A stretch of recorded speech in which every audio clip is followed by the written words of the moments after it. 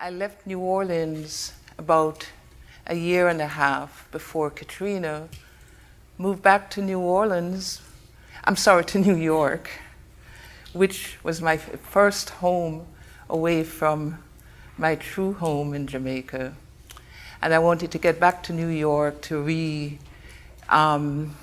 reunite with my family that I had not lived around for so long. And I thought I was doing great. And then 2005 happened. Katrina happened. Darn Katrina. Because in New Orleans, what I had left behind was a nonprofit that I had founded. And actually my son and my niece were still there. So after they evacuated my family to New York and friends, I was still left with this nonprofit that I wanted to close because it had been totally destroyed. But a board member who had been with the former mayor that week and had gone to Houston and had seen the suffering of people who had evacuated to Houston, on the board call, she said, "You've got to go back and you've got to do the work. People are suffering." And actually, this was the basis upon which the nonprofit IWES, and when I speak, it's hard to say I, but luckily the acronym for my nonprofit is IWES, so I'm pluralizing myself and I'm representing the voice of the wonderful people who make up this organization. Our work is based in addressing health inequalities, in particular in communities of color that have been silenced historically. And so myself and a colleague partner here in the room packed up from New York and headed back to New Orleans to work. And what did we find? This is also the city where I raised my children, and this was their home. So one of my children, my younger child, also came back to live in New Orleans. We found overwhelming injustice, that this had now become two cities, the people who can do and the people who couldn't. The injustice around the recovery. We found a lot of fragmentation, families fragmented, and perhaps the saddest piece of this fragmentation as we did work in the schools were children who were living on their own. They wanted to come back to New Orleans to continue in the school that they had been separated from, and their families sent them to, oftentimes they were living in very, very questionable and sometimes dangerous circumstances.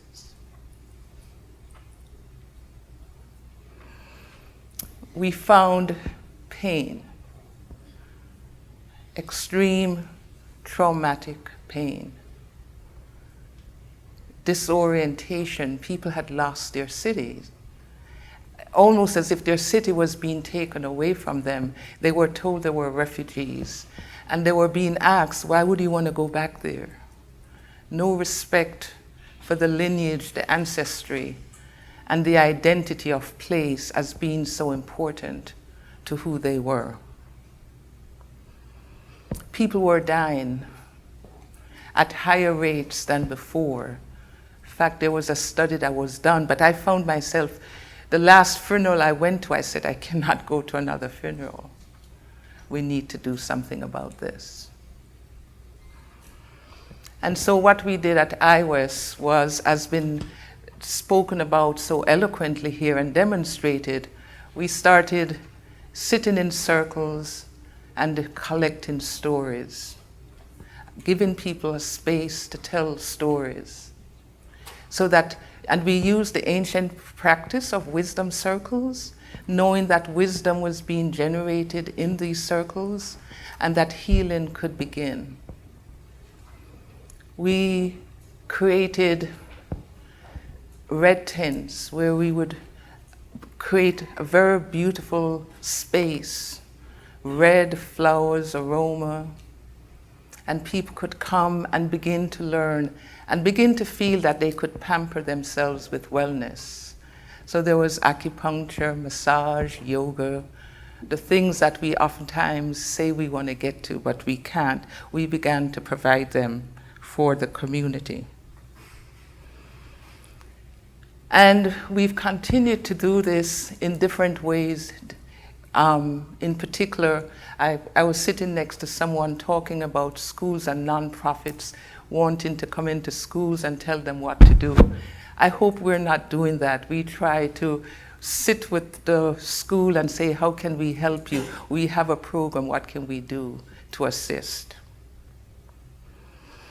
And so here we are many, many years post-Katrina, and the word that's being used all around us is resilience.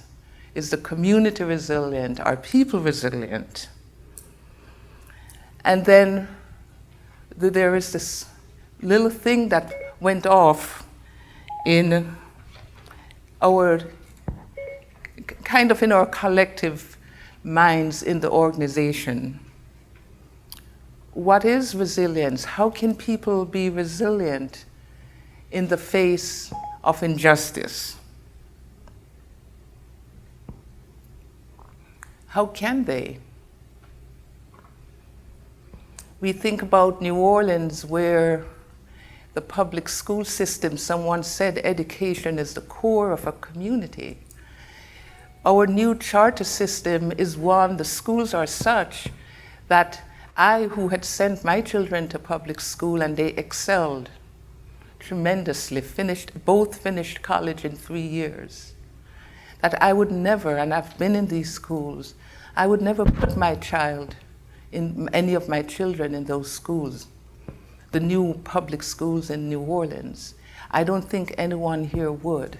So why should anyone send their children to these schools?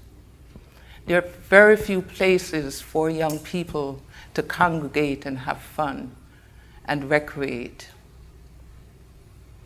And we think of the larger environment, and our children are very affected by this. In fact, we began making a documentary after Trayvon Martin. They're very, very affected by the world around them, the country in which we live. And yet another unarmed African American male has been killed by a white policeman. What is resilience? Should we be talking about resistance? And so the work not being done, not being finished, and the inequity being so much around us, we decided we were going to begin a process of repair and reconciliation, borrowed somewhat from what happened in South Africa when Mandela became president. And so we changed the process of the wisdom circles to one where we would afford people to come and talk about the moral injustice that they had suffered with Katrina, but oftentimes it went before Katrina, and that they continued to experience post-Katrina.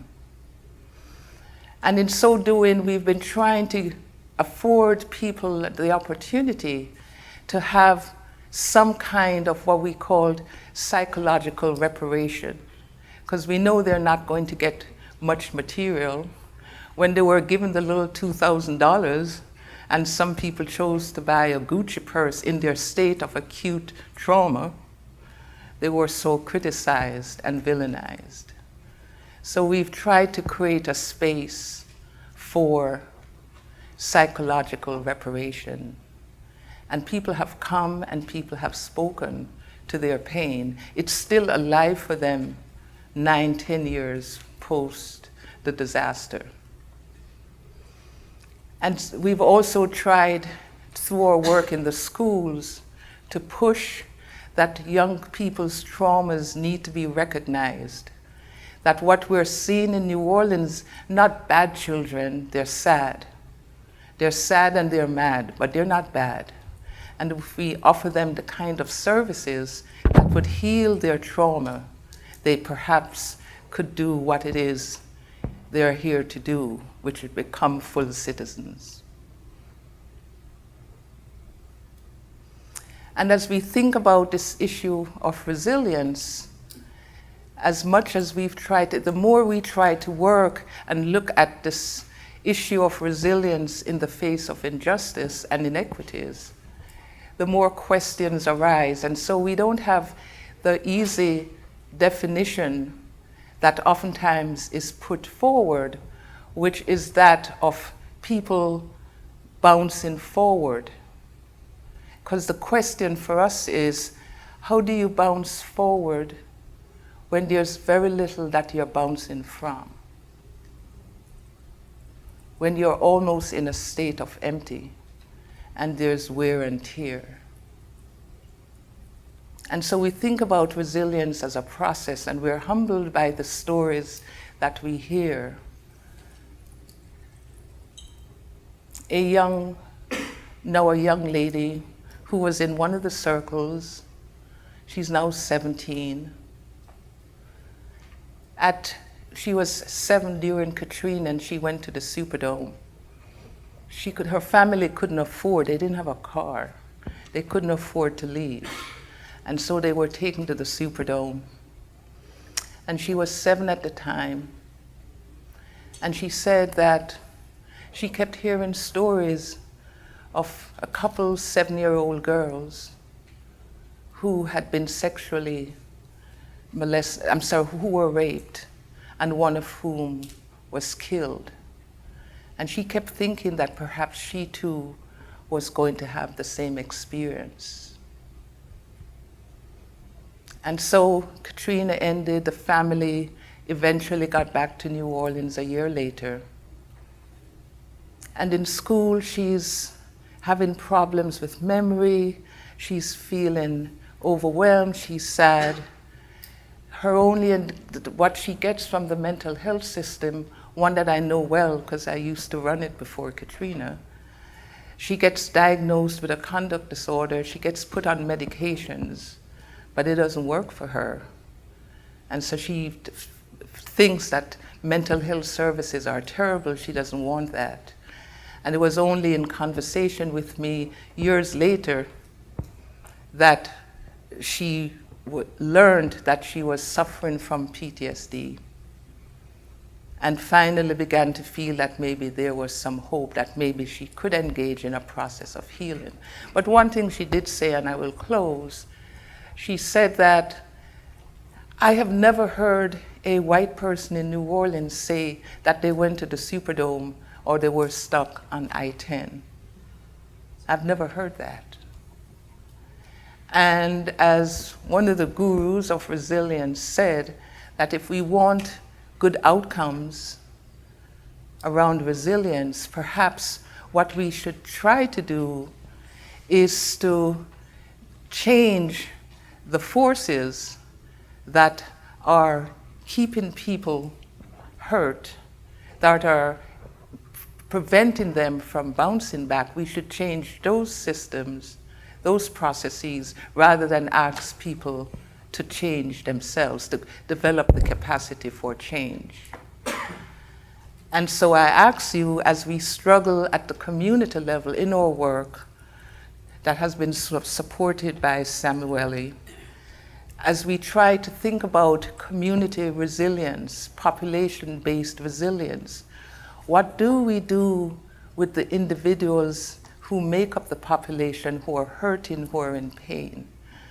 What do we do to help resolve their moving towards a state in which their own individual capacity to heal is so compromised that the group, the culture that we so depend on to be healing reaches a state when it too is at wear and tear? What do we do to build back culture, to build community, but recognizing the individuals within it who are suffering? And I think that's the challenge in our work, the balance between systems for individual healing and well-being, and developing structures and community and a renorming of culture that's healing and helpful and transformative. And so I might ask you, if you think about this young girl, what do we do with her? Even now, though she's become an activist, there's still that pain. How do we help her? And how do you think about any time in your life where you've had to repair and you've had to reconcile the pain that you've had in your life? Thank you.